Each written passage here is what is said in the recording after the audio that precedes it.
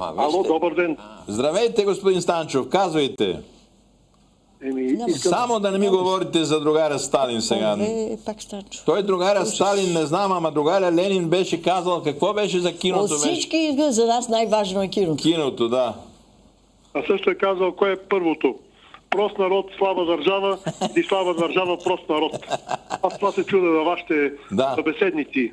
А пък вчера аз се разхождах из гората и там на една табелка огромна пише: пазете горите от пожари. А пък някой умник отдолу написал: а държавата от пожарникари. Това беше като един виц имаше. Не, така пишеше. Отдолу аз го прочетох. Просто, нали, някой поет, може би. Но се чудя. Що за човек е този нашият пожарникар?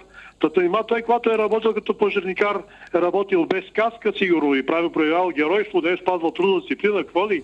Там, като не е модно да работиш това, за което си учил. За това става въпрос у нас. Сега, например, се оказа, че в съвета за електронни медии е влязъл един кадър на селско-стопанските там науки.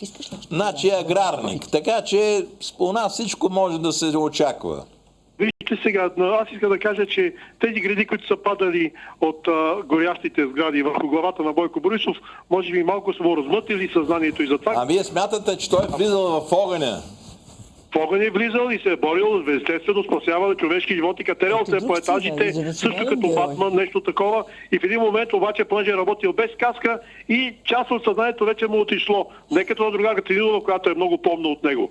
Но искам да кажа и друго, че, знаете ли, ако това нещо се беше служило в Русия и Путин, го беха хакнали така разни хакери, нали, какво ще стане с другарят Путин? А да не говорим, ако беше се хакнал някой другарят Ердоган. Какво ще стане с другарят Ердоган? А тук другарят Бойко Борисов възхвалява този, който бил хакнал България. Цяла България е хакна с 5 милиона.